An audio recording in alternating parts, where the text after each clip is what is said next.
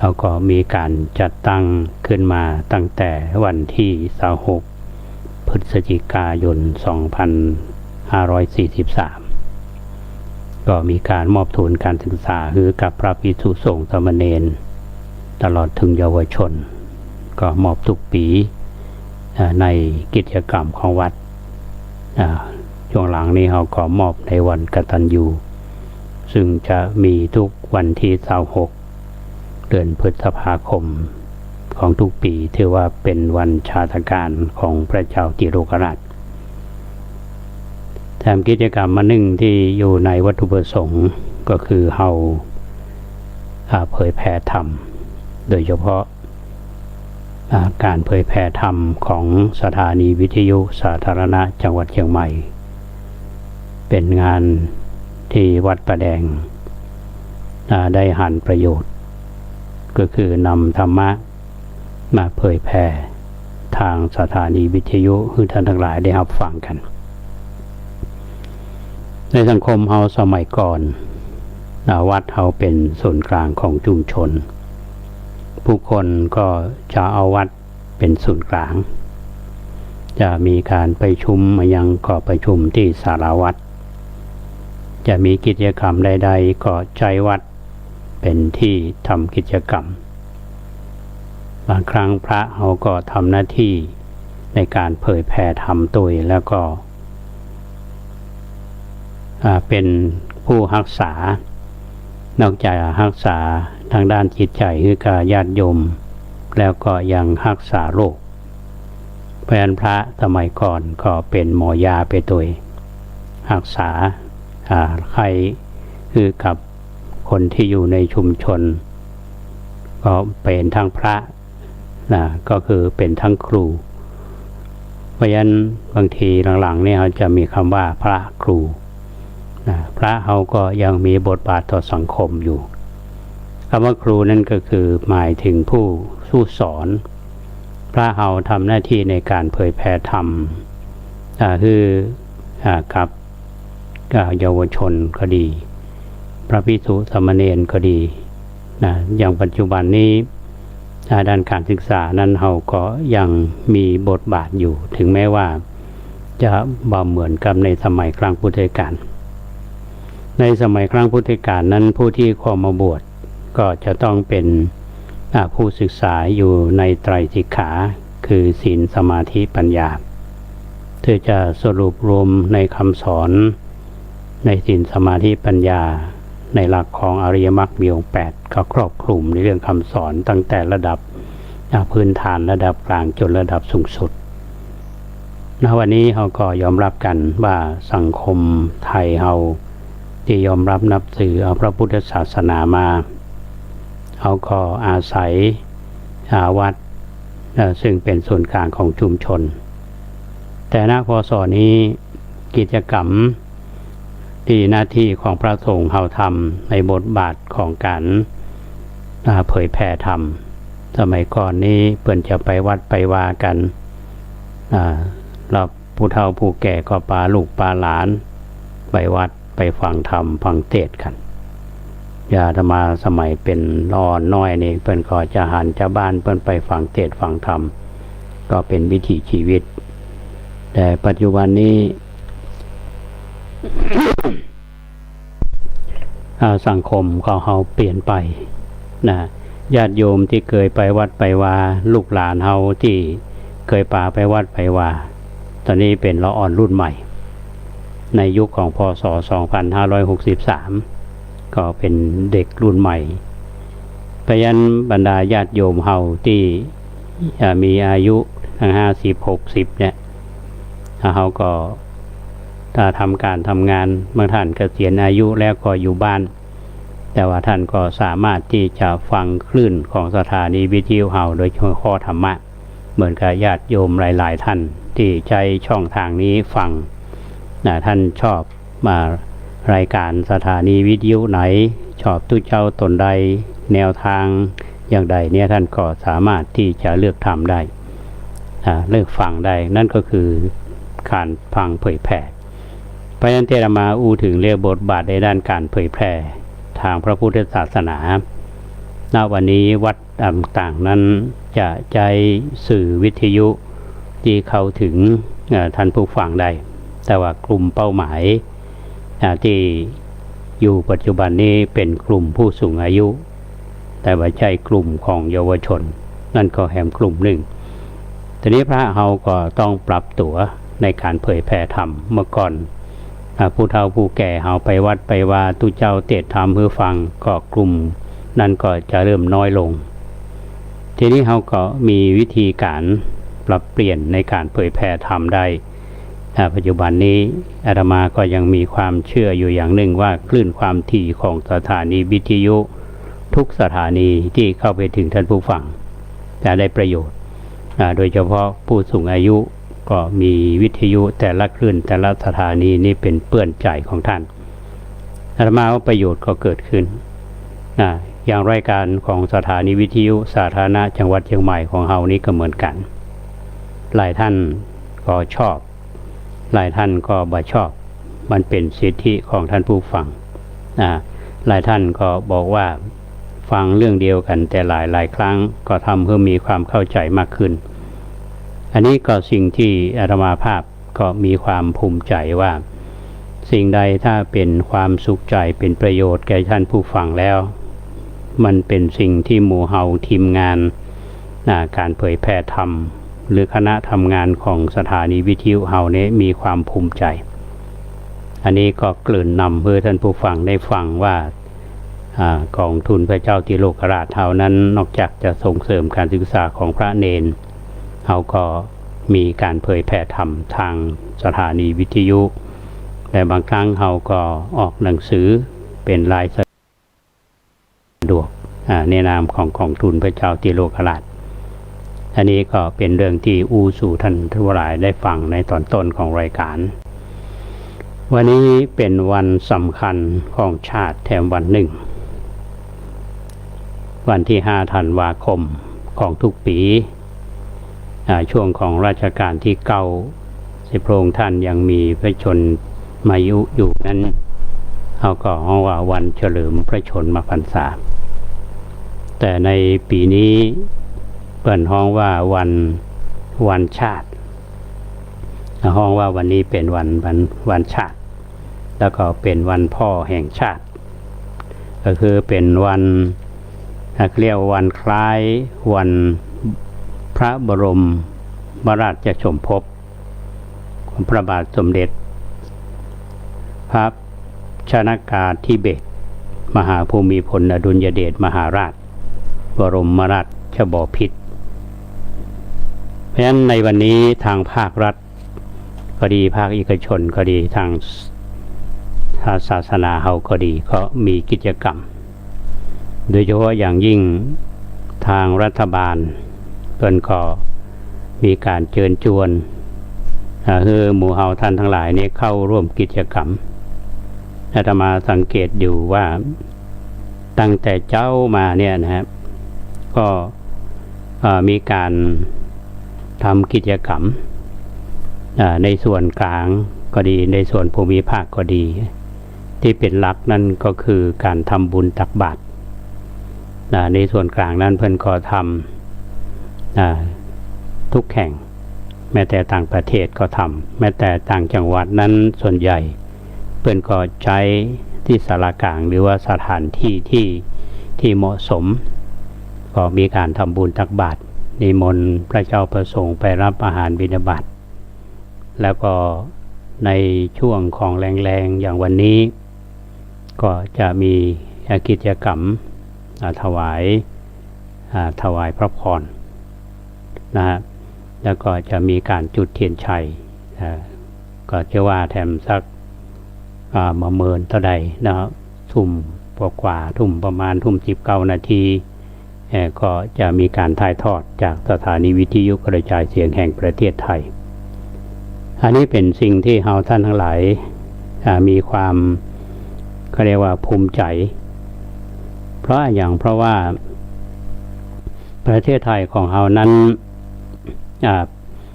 นับถือพระพุทธศาสนาคนใหญ่ส่วนใหญ่ก็เป็นชาวพุทธสังคมไทยของเฮามาตั้งแต่โบราณมา สถาบันพระมหากษัตริย์เป็นสถาบันที่อยู่คู่กับสังคมของเรามาตลอดนะฮะเพราะฉะนั้น ทุกคนที่มีส่วนเรียกว่าเขาในฐานะที่เป็นพระสงฆ์นิกรเขาก็มีความจงรักภักดีในสถาบันพระมหากษัตริย์ถ้าเราจะมองกันอย่าจะมาอู้ถึงเรื่องของพระเจ้าติโลกราชแต่ถ้ามองย้อนไปสมัยก่อนเนี่ยนะถ้าจะดูเรื่องของตอนนั้นเราไม่ได้ว่ามันเป็นประเทศไทยเป็นล้านนาในล้านนาของเรานั้นก็มีหลายราชวงศ์นะฮะมีความเป็นหนึ่งเดียวกันนะโดยเฉพาะในราชวงศ์เมืองลายนะครับในกษัตริย์หลายๆพระองค์ที่เรียกว่าเป็นบุรพากษัตริย์ของเราเนี่ยครับอย่างที่อาตมาจะอู้ถึงในรายการนี้เสมอก็คือของพระเจ้าสามฝั่งแกนซึ่งเป็นพระราชบิดาของพระเจ้าติโลกราชและพระเจ้าติโลกราชเนี่ยก็เป็นพระมหากษัตริย์ที่ส่งเสริมพระพุทธศาสนาแต่ที่สำคัญนั้นท่านก็เป็นผู้ทรงอุปถัมภ์ในการชำระพระไตรปิฎกปี 2020ที่วัดเจ็ดยอดก็ส่งผลให้พระพุทธศาสนาเราได้มาเจริญในล้านนาไทยเรานั่นก็เป็นยุคหนึ่งมาถึงยุครัตนโกสินทร์ในราชวงศ์ตั้งแต่รัตนโกสินทร์ตอนต้นก็ดีและตอนกลางก็ดีตอนปลายก็ดีสถาบันพระมหากษัตริย์ของเราก็ยังอยู่นะถึงแม้ว่าในช่วงนี้อาจจะมีข่าวคราวเรื่องของสถาบันในแนวคิดของคนก็ซึ่งเป็นคนทั้งรุ่นเก่ารุ่นใหม่ก็เป็นเรื่องที่เราก็จะต้องศึกษาและติดตามกันต่อไปเพราะฉะนั้นในวันนี้อาตมาเชื่อเหลือเกินว่าหมู่เฮาท่านทั้งหลายเนี่ยคงนึกถึงพระบาทสมเด็จพระเจ้าอยู่หัวรัชกาลที่ 9พระองค์ท่านได้สวรรคตแล้วก็จากหมู่เฮาไปและก็ย้ำลำลึกนึกถึงพระองค์ท่านอยู่เสมอแล้วก็ทางรัฐบาลก็กำหนดเอาวันนี้เป็นวันป้อแห่งชาติแล้วก็เป็นวันชาติที่เรียกว่าคำว่าเป็นป้อแห่งชาตินี่ก็คือว่าเป็นป้อของคนทั้งชาติของชาติไทยเฮาเนี่ยนะครับแต่ถ้าจะมองแง่หนึ่งท่านผู้ฟังป้อแห่งชาติละป้อของเฮาเนาะอาตมานี้ป้อก็เสียไปละตั้งแต่ปี 2558หลายท่านที่ได้สูญเสียป้อไปก็สิ่งหนึ่งที่ก็จะต้องทำบุญอุทิศให้เปิ่นป้อผู้คือกำเนิดเนี่ยนะครับบางท่านก็สมัยนี้ก็ลำลึกนึกถึงป้อบางทีเขาก็เอาหมุกเปิ่นมาลงใน Facebook พ่องเพื่อลำลึกเมื่อก่อนนี้ก็คงนึกถึงแต่ตัวเองทุกวันนี้มีคนที่จะรับรู้ต่อที่เขามีความฮักและในป้อของตัวเองนั้นคนก็มีส่วนก็ไม่ใช่เป็นส่วนตัวและเป็นสาธารณะอาตมาก็เฝ้ามองว่าถ้าคนใดที่แสดงถึงความฮักที่มีต่อป้อคุณความดีที่ท่านมีต่อเฮาต่อลูกทุกคนเนี่ยก็ถือว่าเฮาเป็นผู้ที่มีความกตัญญูรู้คุณผู้ที่ฮื้อกำเนิดเฮาอันนี้อาตมาก็เชื่อว่าทุกท่านที่ป้อยังอยู่ก็ต้องดูแลถ้าท่านเสียชีวิตไปเฮาก็ทำบุญอุทิศส่วนกุศลไปให้เปิ้นอันนี้เป็นเรื่องที่ทุกคนก็ต้องตระหนักอยู่นะครับในส่วนของทางวัดวาอารามเฮาต่างๆเนี่ยในช่วงนี้ท่านผู้ฟังก็จะมีกิจกรรมที่ทำนั่นก็คือเพื่อที่จะน้อมรำลึกถึงพระองค์ท่านนะครับอย่างท่านนายกรัฐมนตรีเนี่ยท่านก็ได้เชิญชวนหมู่เฮาท่านทั้งหลายเนี่ยได้เข้าร่วมกิจกรรมในวันคล้ายวันเรียกว่าบรมราชสมภพอย่างอาตมาภาพว่าวันนี้ก็จะมีการถ่ายทอด ในเนื่องในวันคล้ายวันพระบรมราชสมภพวันป่อแห่งชาติวันชาติในมณฑลพิธีท้องสนามหลวงในเวลาทุ่มกับ10 นาทีทรงเสร็จพิธีอันนี้ก็เข้าร่วมกิจกรรมกันได้ถ้าเขาฟังการถ่ายทอดเขาจะรู้ว่าการแสดงออกถึงภาครัฐก็ดีภาคเอกชนก็ดีต่อพระองค์ท่านเนี่ยเขาก็จะมีความเห็นอันหนึ่งก็คือว่ามีความกตัญญูกตเวทีรู้คุณของท่านดูทั้งพ่อแห่งชาติและพ่อผู้ให้กำเนิดอันนี้เป็นเรื่องที่สู่ท่านทั้งหลายได้ฟังก็เพื่อที่เรามาน้อมรำลึกนึกถึงคนที่เราได้เปิ่งเป็นมานะครับแม้แต่สมเด็จพระอริยวงศ์สมเด็จพระสังฆราชสกลมหาสังฆปรินายกซึ่งเป็นตำแหน่งของท่านคือเป็นสมเด็จพระสังฆราชแล้วก็คือเป็นประธานในตำแหน่งสกลมหาสังฆปรินายกก็คือเป็นเหมือนกับเป็นผู้นำฝ่ายสงฆ์พระองค์ท่านก็ได้มีพระดำรัสคือหมู่เฮาท่านทั้งหลายได้มาตระหนักรู้ดูในเรื่องของสถาบันพระมหากษัตริย์สถาบันมหากษัตริย์ที่อยู่ได้ซึ่งกษัตริย์ที่ทรงทศพิธราชธรรมต้องมีหลักของแนวปฏิบัติแต่พระมหากษัตริย์องค์ใดถ้าไปยึดตามหลักของทศพิธราชธรรมเนี่ยก็สามารถที่จะอยู่ได้จะอยู่หมายความว่าจะอยู่มั่นคงได้เพราะฉะนั้นเรื่องนี้เป็นเรื่องที่เราท่านทั้งหลายก็จะต้องคือการส่งเสริมและสิ่งที่ทำและก็เป็นตัวอย่างเพราะฉะนั้นพี่น้องท่านผู้ฟังทุกท่านวันนี้เป็นวันสำคัญแห่งชาติเป็นวันเรียกวันพ่อแห่งชาติเป็นวันชาติเรามาน้อมรำลึกนึกถึงบุรพากษัตริย์และบุรพชนของเราการทำบุญตักบาตรกิจกรรมทางศาสนาก็ดีการจุดเทียนน้อมรำลึกก็ดีอันนี้เป็นสิ่งที่หมู่เฮาหนึ่งในฐานะที่เป็นประสบนิกรก็ต้องร่วมแรงร่วมใจกันน้อมรำลึกในสิ่งนี้ก็ฝากเพื่อท่านทั้งหลายได้รับฟังกันก็ติดตามก่อนที่จะพักเบรกในวันนี้ท่านผู้ฟังในช่วงนี้เป็นเดือนธันวาคมอาตมากับมึงนึกว่ามันหาวันที่1เนี่ยโหนี่ปาเข้าไปวันที่5ละวันเวลาผ่านไปผ่านไปเว้ยนะเมื่อตอนเจ้าที่คณะวิศวกรรมศาสตร์มหาวิทยาลัยเชียงใหม่ซึ่งคณะวิศวกรรมศาสตร์เนี่ยซึ่งนำโดยท่านผู้ช่วยศาสตราจารย์ดร.นัทวรยศท่านคณบดีคณะวิศวกรรมศาสตร์มหาวิทยาลัยเชียงใหม่พร้อมกับผู้บริหารคณาจารย์เจ้าหน้าที่ศิษย์เก่าก็ได้จัดกิจกรรมหลายกิจกรรมในวันนี้มีการมอบเกียรติบัตรแก่ศิษย์เก่าดีเด่นหลายๆสาขาและพร้อมกันนั้นก็ได้นิมนต์พระจาก9 วัดนามมงคลจำนวน9 รูปมาเจริญพุทธมนต์เพื่อเป็นสิริมงคลในโอกาสที่ทางคณะ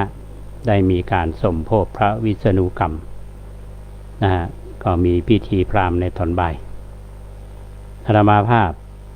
ก็ได้มีโอกาสเข้าไปร่วมในฐานะที่เป็นเจ้าภาพก็ต้องอนุโมทนา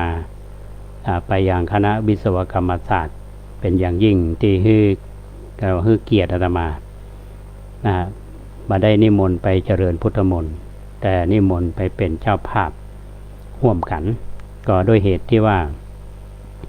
วัดป่าแดงนั้นเราได้รับความร่วมมือร่วมแรงร่วมใจจากผู้บริหารมาตั้งแต่ปี 2551 ในช่วงนั้นจำได้ว่าท่านรองศาสตราจารย์ดร.เสริมเกียรติจอมจันยองเป็นคณบดีคณะวิศวกรรมศาสตร์ท่านได้เดินทางมาทอดผ้าป่าและอาตมาภาพก็ได้กับท่านว่าวัดป่าแดงเนี่ยเราเป็นวัดเก่า ก็เป็นวัดสำคัญทางประวัติศาสตร์ก็อยากจะให้ทางคณะทำวิจัยสักเรื่องหนึ่งแต่ท่านก็ไปทำวิจัยในนามของมหาวิทยาลัยเชียงใหม่โดยคณะวิศวกรรมศาสตร์นี่เป็นแม่งานในโครงการศึกษาประวัติศาสตร์พระพุทธศาสนาและพัฒนาวัดป่าแดงอย่างยั่งยืนงานนี้เป็นงานวิจัยเมื่อนำมาสู่แผนแม่บทของการพัฒนาวัดตั้งแต่บัดนั้นเป็นต้นมาทางคณะวิศวกรรมศาสตร์ถึงแม้ว่าผู้บริหารจะเปลี่ยนไปกี่ชุดเนี่ยนะท่านก็ยังยึดแนวนี้นะก็คือการสนับสนุนอุปถัมภ์วัดป่าแดงมาในเชิงวิชาการก็ดีในเรื่องของการสนับสนุนในงานวิชาการหลายๆเรื่องในการพัฒนาวัดก็ทำให้วัดป่าแดงเฮานี้ก็เรียกว่าพัฒนาไปตามทิศทางที่กำหนดในแผนแม่บทถึงแม้ว่าเต็ม 100%เพราะเหตุว่าเฮามีทุนจำกัดก็ต้องอาศัยเวลาก็เป็นเวลาเดินนานท่านผู้ช่วยศาสตราจารย์ดร.นัทวรยศท่านคณบดีท่านปัจจุบันนี้ก็จะหมดวาระไปและก็จะมีคณบดีท่านใหม่ขึ้นมารับงานอาตมาก็ยังมีความเชื่อว่าท่านผู้บริหารก็น่าจะคือการสนับสนุนวัดป่าแดงเฮาอยู่วันนั้นธรรมาภาพก็เหมือนกับครอบครัวเดียวกันนะฮะเพื่อนเฮืออาตมาไปร่วมพิธีในฐานะที่เป็นเจ้าภาพด้วยกันอันช่วงเช้านี้เฮาได้นิมนต์พระจากวัดนามมงคลต่างๆมีวัดหม้อคำตวงวัดศรีเกิดวัดดับภัยวัดใจเพื่อเกียรติวัดใจมงคลแล้วก็วัดดวงดีวัดนี่เป็นนามมงคลแล้วก็ที่วัดประสิงห์บรมมหาวิหารทั้งหมด9 รูปก็ต้องขอบคุณในนามของคณะวิศวกรรมศาสตร์ขอบคุณพระเถระทั้ง9 รูปที่เมตตาไปเจริญพุทธมนต์แล้วก็ต้องขออนุโมทนากับทางผู้บริหารของคณะวิศวกรรมศาสตร์ที่มีน้ำใจแล้วเราก็จะทำกิจกรรมร่วมกันมาทำอุมาลักษณะนี้ท่านคงรู้ว่าคณะวิศวกรรมศาสตร์ที่เพื่อนได้ช่วยวัดป่าแดงเฮาเนี่ยมาอย่างที่อาตมาเจริญพรคือท่านทั้งหลายนะครับฟังกันตลอดนั่นก็คือการบูรณะบันไดนาควัดป่าแดงเฮาซึ่งก็ผ่านมาเหมือนพอสมควรจริงๆเขาวางแผนไว้ทีนี้มันก็สะดุดหลายประการเหมือนกันก็คือว่าเมื่อมีปัญหาโควิดมามันก็ทางคณะก็มีการปรับแผนแล้วก็ยังมาได้ทำงานอย่างต่อเนื่องตอนนี้ก็ได้ดำเนินการไประดับหนึ่งละก็คิดว่าสิ้นเดือนธันวาคมนี้จะมีอย่างคืบหน้าสำหรับญาติโยมที่คือการอุปถัมภ์บำรุงสนับสนุนก็ใจเย็นๆนะฮะตอนนี้ก็โควิดก็เริ่มเข้าเชียงใหม่ละตัวเลขเพิ่มขึ้นมาแถมอันนี้ก็ต้องระวังเพราะฉะนั้นไปงานเมื่อตอนเช้าอันนี้ก็ทุกคนก็ป้องกันตัวเองทุกเจ้าก็ต้องใส่แมสเวลาสวดมนต์แล้วก็ต้องมีเจลล้างมือต้องดูแลกันการบีบตามดูแลตัวเองนะจะดีที่สุดแล้วก็ให้ทุกคนอยู่ปลอดภัยไม่ได้เป็นโควิดไปใครเป็นใครได้เงินล้านเปิ่นก็บอกคุ้มเนาะที่มันจะให้เงินภัยเป็นโควิดเนี่ยจะให้1 ล้านบาทเนี่ยนะอาตมาว่าบอกคุ้มเพราะฉะนั้นวันนี้ก็เล่าสู่ท่านทั้งหลายได้ฟังกันก่อนที่จะจากกันเมื่อตอนเที่ยงปลายๆเนี่ยนะท่านอาจารย์ท่านหนึ่งซึ่งเปิ้นก็มาปราลบอาตมาอยู่อย่ามาติวถึงเรื่องของพระเจ้าติโลกราชคืออาจารย์วสันต์จอมภักดีเปิ้นเป็นอดีตอาจารย์คณะวิศวกรรมศาสตร์เปิ้นก็บอกว่ามีเวลาผมจะขึ้นไปปรึกษาท่านแต่ว่าเรื่องอะไรอย่างนี้เนาะเปิ้นก็ว่าใจท่านอาจารย์วสันต์เนี่ยอยากจะตั้งสถาบันพระเจ้าติโลกราชหรือสถาบันติโลกราชพอมาฟังแล้วก็ยังนึกว่าโอ้ขนาดนั้นไงวัดป่าแดงเฮาตั้งกองทุนแต่ว่าอาจารย์วสันต์นี่มีแนวคิด ว่าจะควรจะสร้างตั้งสถาบันที่โลกราชอันนี้เป็นสิ่งที่น่าคิดความเป็นไปได้ยาใดก็จะมาอูสู่ท่านทั้งหลายฟังในช่วงนี้ก็คงจะพักสักกรรมเนาะในช่วงที่2เขาก็มีเรื่องเล่าของครูบาเจ้าสิวิจัยและข่าวคราวของทางคณะสงฆ์ที่ควรจะรับรู้รับทราบช่วงนี้พักกันสักกรรมเดี๋ยวมาปะกันท่านผู้ฟัง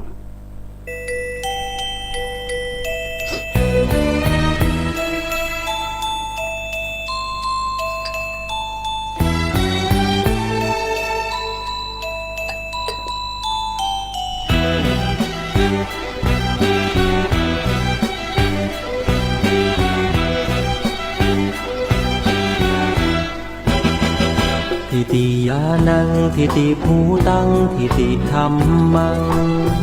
ขอเชิญท่านฟังในทรัพย์แท้3ประการประการที่1ทิติยานังเป็นทานปัญญาเบ่งบานจิตนิ่งรู้แจ้งสดใส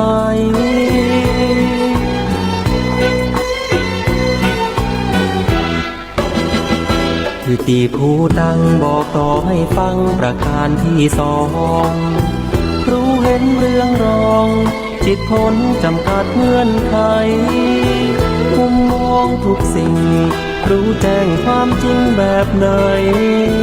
ธรรมจักทุกใจไม่มีสิ่งใดเข้าบัง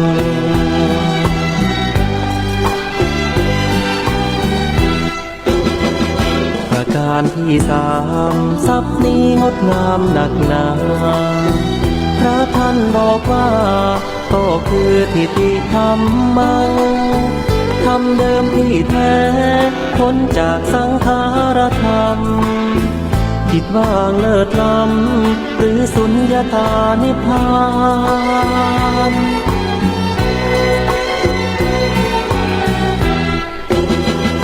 ทิติยานังทิติภูตังทิติธรรมัง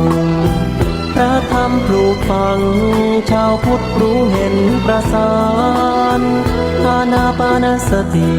จิตรู้จิตตื่นเบิกบานทรัพย์3ประการล้วนมีติดตัวทุกคน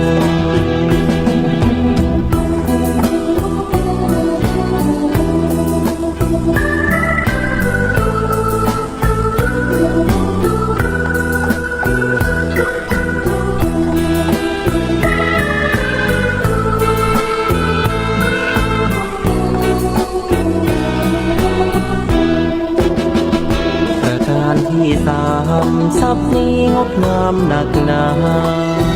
พระท่านบอกว่าก็คือทิติธรรมังธรรมเดิมที่แท้พ้นจากสังขารธรรมจิตว่างเลิศล้ำหรือสุญญตานิพพาน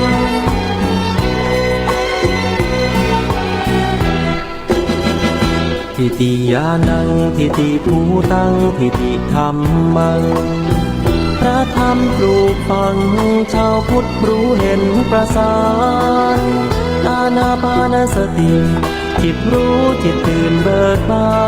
นทรัพย์3ประการล้วนมีติดตัวทุกคน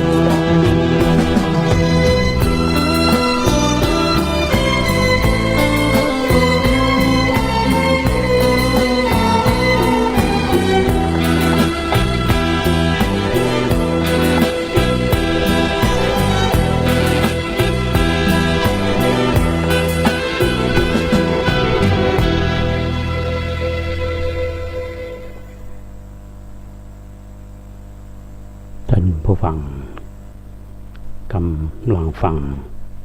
รายการร่มโพธิ์ตั้งสถานีวิทยุสาธารณะจังหวัดเชียงใหม่ FM 92.25 เมกะเฮิรตซ์อยู่กับธรรมาภาพพระครูโคสิทธิ์ปริยัตยาภรณ์ในช่วงที่2ของรายการในช่วงแรกก็ปากับท่านผู้ฟังไปในก่อนที่จะเบรกก็ ก็ได้อูถึงแนวคิดของท่านอาจารย์วสันต์ชมภักดีนะในการที่จะจัดตั้งสถาบันติโลกราชหรือว่าสถาบันพระเจ้าติโลกราชฟังแล้วยิ่งใหญ่นะท่านผู้ฟังแต่ท่านฟังแล้วท่านมีความคิดประการใดเนาะควรหรือจะใดหรือมีความเห็นอันนี้ก็เป็นเรื่องที่น่าชื่นใจนะท่านผู้ฟังว่ายังมีท่านที่หันคุณค่าของผู้ที่ได้จากไปโดยเฉพาะพระเจ้าติโลกราชญาติโยมที่เคยมาวัดประแดงเฮาได้รับหนังสือที่อาตมาได้แจกคือเนาะก็จะต้องมีเรื่องของพระเจ้าติโลกราชนะครับบางปีก็มีประวัติบางปีก็มีเรื่องของของทุนแล้วก็เรื่องราวที่อยู่เกี่ยวกับวัดเฮานี่ก็พยายามจะให้ความรู้คือคนรุ่นหลังหรือว่าคนรุ่นที่อย่างอาตมาเนี่ยก็ปาเข้าไป60ปลายแล้วก็พูดถึงว่าเราทำการทำงานมาเนี่ยอย่างญาติโยมที่รับราชการเขาเกษียณอายุกันละ60 ปีเกษียณอายุถ้าเรามามองย้อนไปเนี่ยเราได้ยินเปิ้นบอกว่า10 ปีอาบน้ำบ่หนาว20 ปีแอวสาวบอกใกล้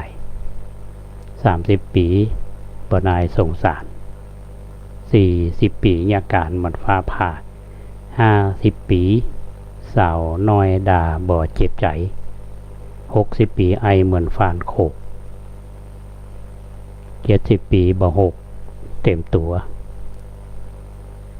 80 ปีไข้หัวเหมือนให้90 ปีไข้ก็ตายบ่ไข้ก็ตาย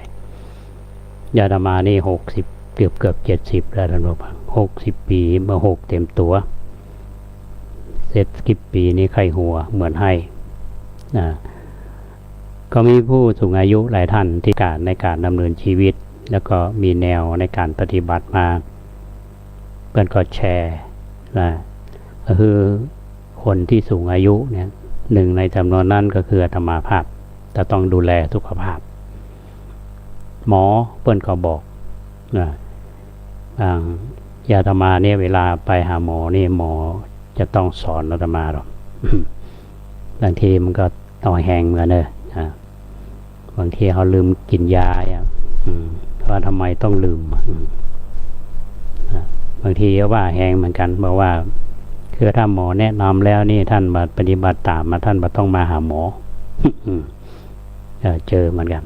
แล้วก็ต้องดูแลบางทีหมออาจจะบอกเข้าใจตุเจ้าก็นึกว่าเขาตุเจ้าอยู่วัดเนี่ยเช้าเอนเพนนอนบ่ายพักผ่อนนะดีว่านะอยู่ก็ได้นะแต่ว่าพอบางท่านนี่เข้าใจว่าตุเจ้าอยู่วัดเนี่ยไม่ใช่ว่าอยู่บ่ได้ไม่จะนอนหลับลูกกินบางลูกเพิ่นก็ทำการทำงานก็เข้าใจอยู่แต่มีอันหนึ่งที่น่าคิดก็คือว่าหมอบอกอาตมาบอกว่าทำงานเนี้ยจะเลอเลิศขนาดไหนงานจะออกมาขนาดไหน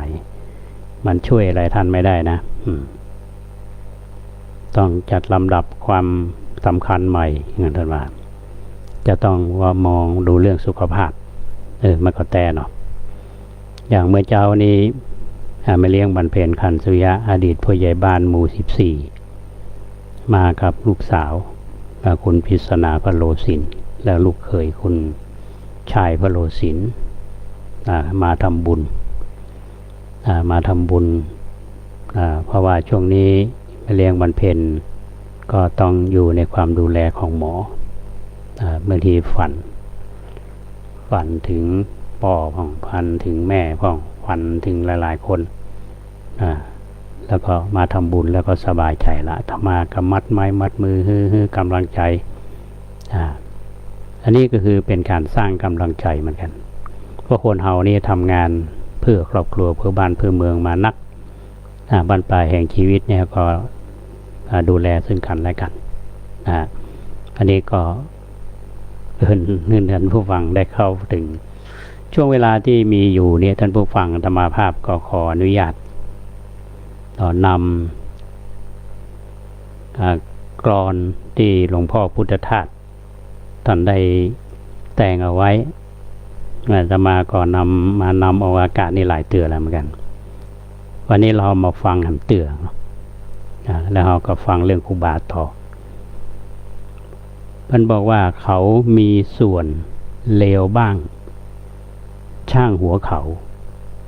จงเลือกเอาส่วนที่ดีเขามีอยู่เป็นประโยชน์โลกบ้าง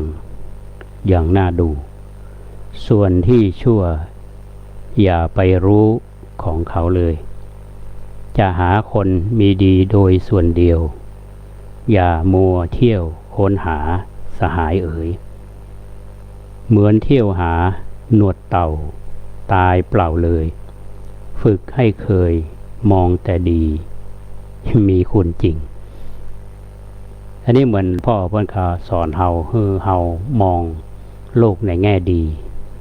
หรือว่าที่ฝรั่งเขาว่านะ positive thinking คิดในแง่บวกอย่าได้บวกไว้ก่อนบ่ขาดทุนแน่ต่อจากด้านเฮาอยู่วันนี้เฮาก็ต้องคิดถึงเรื่องนี้ท่านผู้ฟังบางเรื่องอาจจะเป็นเรื่องที่บ่สบายใจกับบ่ทำมาเกิดมันนักเนาะ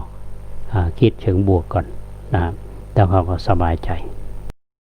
เที่ยวเห็นมันอาจจะไม่ใช่ก็ได้ บางเรื่องเขาคิดเอาเองปรุงแต่งเอาเองก็ได้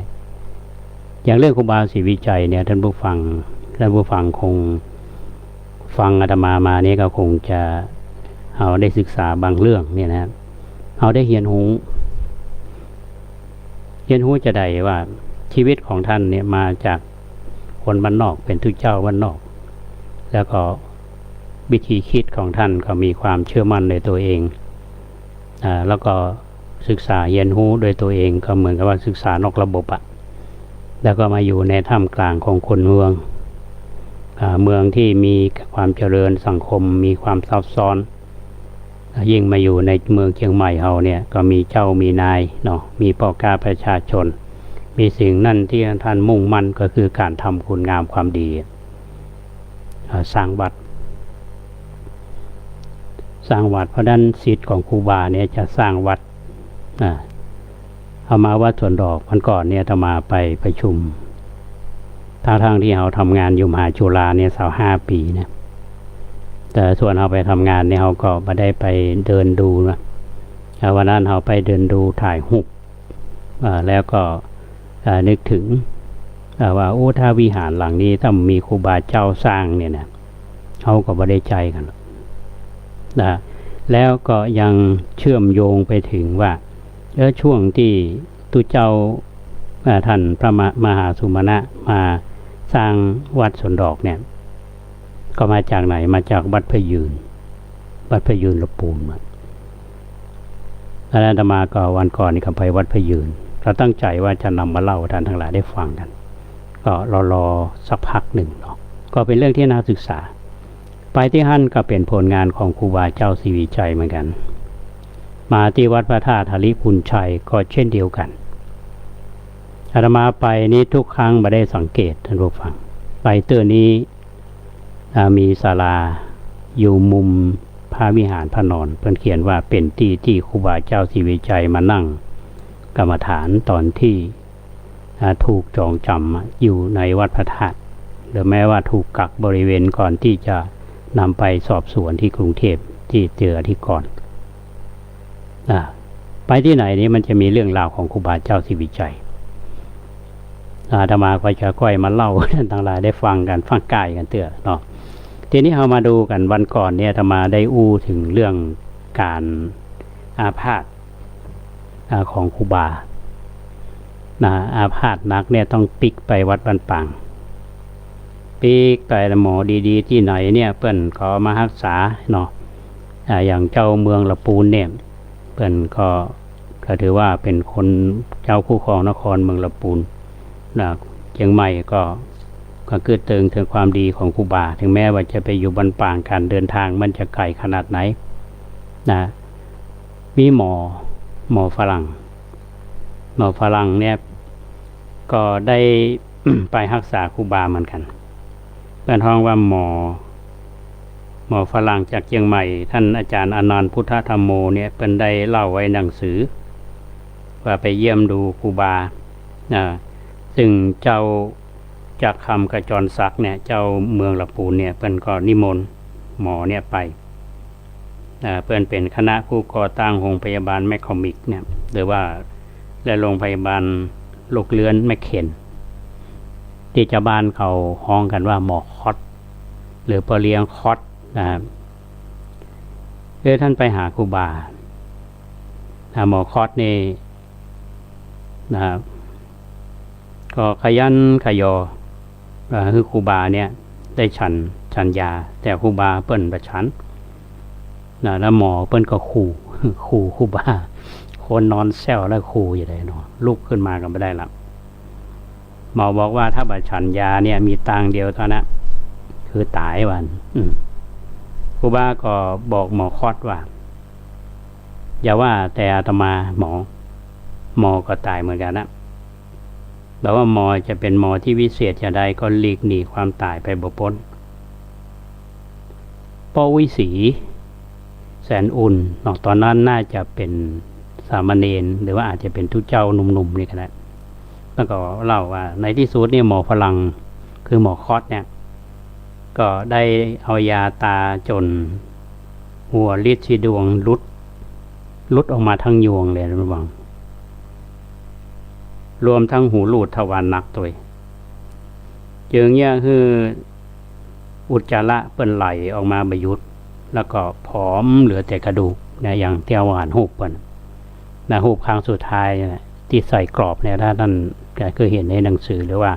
ไปที่พิพิธภัณฑ์ครูบาเนี่ยเราจะหันว่าครูบานี่หนังหุ้มกระดูกนะครับทีนี้ครูบาเจ้าศรีวิจัยเนี่ยเปิ้นก็ได้เกยอู้ถึงโลกภัยของท่านเนี่ยว่า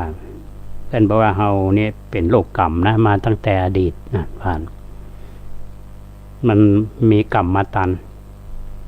คือเมื่ออดีตเนี่ยเคยเป็นพระเป็นว่าได้เอาถือไม้เต้าเนี่ยปลายแหลม3 ง่ำเนี่ยไปแทงก้นกบตัวหนึ่งกบตัวนั้นได้รับเวทนาก็เป็นเวรแค่กันเวทนาของเฮาเดี๋ยวนี้ก็แบบต่างอย่างกับกบตัวนั้นถึงจะได้ก็ตามเฮาก็ต้องโปร่งตกแล้วและก็บ่ฮื้อกรรมมันเป็นเวรเป็นกรรมแก่กันต่อไปเฮาก็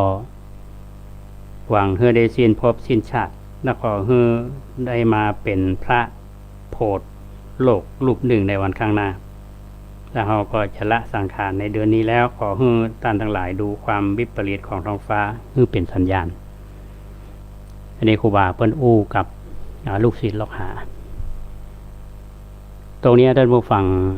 เราฟังแล้วเราจะได้แง่คิดในคำสอนของพระพุทธเจ้าเรื่องมรณานุสติคือนึกถึงความตายครูบามีโรคประจำตัวเยอะเนาะโรคฤทธิ์ที่ดวงทวารที่บ้านเฮาห้องโมโหกลปูดเนี่ยแต่บางคนก็บอกครูบาเนี่ยเป็นวัณโรคไอนะโรคภัยไข้เจ็บที่เกิดกับท่านเนี่ยนะท่านก็คงจะมีเวทนาอย่างที่เขาว่ากันนะมีเวทนามันเกิดเหมือนกันนะแต่ว่าท่านอดทนนะแต่มุ่งมั่นการทำความดีในจนวินาทีสุดท้ายอันนี้การมรณภาพสถานที่ที่มรณภาพของครูบาเนี่ยท่านผู้ฟังที่เคยไปวัดบันป่างเนาะอาตมาเนี่ยไปทุกครั้งเนี่ยอาตมาต้องไปกราบครูบาเสมอละในฐานะที่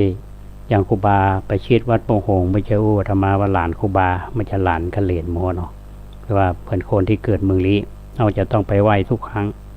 ตอนไปว่าได้แวะก็ขามาก็ต้องแวะสถานที่ที่ท่านมรณภาพเนี่ยท่านผู้ฟังอยู่ทางทิศตะวันออกนอกกำแพงวัดบ้านปางเนี่ยจะเป็นกำแพงหินเนาะเขาเห็นมาเรียงกันเนี่ยเป็นกำแพงนะฮะแต่เดี๋ยวนี้เพิ่นก็สร้างเขาเรียกมณฑปปราสาทแล้วก็มีรูปปั้นท่านนอนนะครับอยู่ตอนนั้น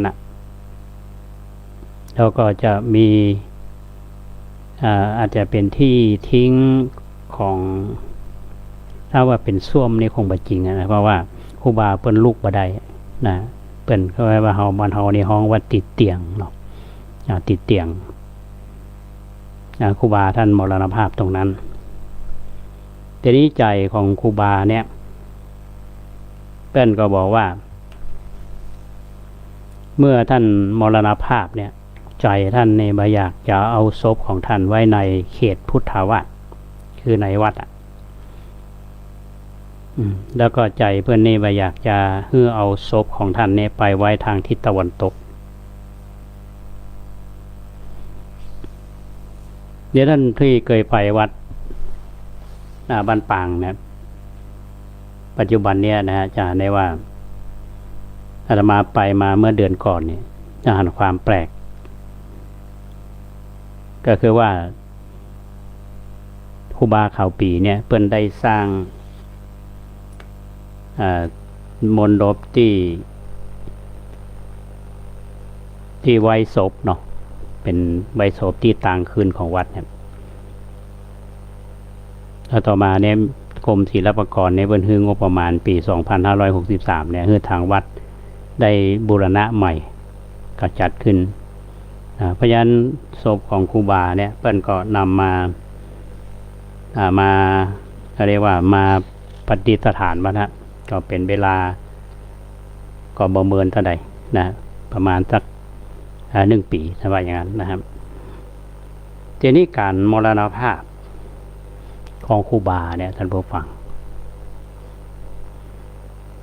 ทีนี้วินาทีสุดท้ายที่ท่านจะจากโลกไปเนี่ยนะมีสิ่งหนึ่งนั้นที่ท่านยังยึดมั่นอยู่ตลอดเนี่ยจากการที่ไปสัมภาษณ์คนเฒ่าคนแก่ที่วัดบ้านปางเนี่ยเมื่อปี2530เนี่ยของท่านอาจารย์อนันต์พุทธธรรมโม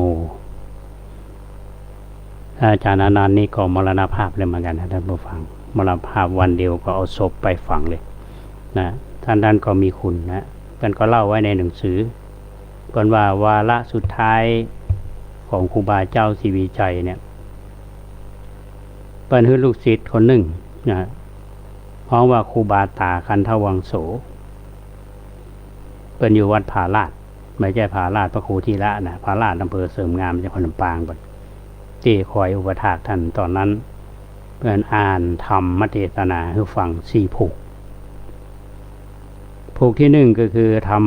มังคลสูตรก็หมายถึงมงคล38ประการนะที่เขาสวดกันมงคลสูตรเนาะผูกที่ 2คือธรรมชาดกโลกาวุธินะเป็นพระธรรมเทศนาโลกกันส่วนหนึ่งก็เป็นเวสสันดรชาดกผูกที่ 3คือธรรมปารมีนะคือทัสสะปารมีคือปารมี30ปารมี10ก็หมายถึงบารมี30ตัตนั่นแหละนะคือบารมี10นี่ก็ตานะปารมีอุปปารมีปรมัตถปารมีเนาะก็รวมกันเป็น30ทัตที่ครูบาท่านสวดตลอดเวลานะและผูกที่4นี้ธรรมจักรปวัตนสูตรซึ่งเป็นปฐมเทศนาการแรกที่พระพุทธเจ้าท่านได้แสดงแก่ปัญจวัคคีย์ที่ป่าอิติปนะมคฤทัยวันมีคนทัญญะวปปพัทธิยะมหานามะอัจฉิ ในขณะที่ครูบาตากำลังอ่านถึงบทสวดธรรมจักรเนี่ยท่านผู้ฟังครูบาท่านก็ได้ถึงแก่มรณภาพแต่ก่อนที่จะสิ้นลมเนี่ยครูบาเพิ่นได้สั่งว่าไว้จะได้พอสั่งไผแล้วก็ปฏิบัติได้ตามเพิ่นสั่งขอนะครับเขามาฟังต่อกันในวันต่อไปเราจะมาเล่าต่อวันนี้ก็คงจะยังไม่จบเนาะค่อยๆฟังไปเพราะฉะนั้นตอนนี้ครูบากำลังจะมรณภาพในวินาทีสุดท้ายของท่านที่ท่านจะจากโลกไปเนี่ยท่านก็ยังนึกถึงเรื่องของหลักธรรมในทางพระพุทธศาสนามันก็เหมือนการเจริญสติกำหนดอยู่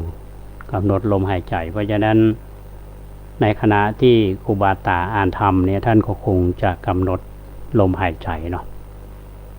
พอถึงอ่านธรรมไปถึงธรรมจักรปวัตนสูตรท่านก็ จิตดวงวิญญาณของท่านก็ได้ดับอันนี้เป็นเรื่องที่เราศึกษากันมาว่ากรรมสั่งสุดท้ายก่อนที่จะสิ้นลมนั้นท่านครูบาได้สั่งอะไรอย่างใบพองเนาะก่อนมาฟังต่อในช่วงท้ายของรายการมีเวลาเหลืออยู่ประมาณ5 นาทีท่านผู้ฟังวัดประแดงมหาวิหารของเรานั้นตั้งแต่อาตมาอยู่มา22 ปีเนี่ยนะก็อยู่มนแก่เนาะก็ที่ชื่นใจก็คือว่ามาแล้วเนี่ยวัดก็เหมือนวัดล้างแต่ณวันนี้วัดก็ได้รับการดูแลจากพี่น้องประชาชนอาตมาไม่ได้คิดว่าอาตมาเป็นคนทำในญาติโยมเมื่อการสนับสนุนบอกว่าฝ่ายรัฐบอกว่าฝ่ายพี่น้องประชาชนทั่วไปได้สนับสนุนในเรื่องการก่อสร้างก็ดีไสยนตนะหลายๆอย่างก็ดีดูแลพระเจ้าประสงค์ก็ดีก็ญาติโยมทางนั้นอันนี้ท่านมีจิตใจในการที่จะบำรุงพระพุทธศาสนา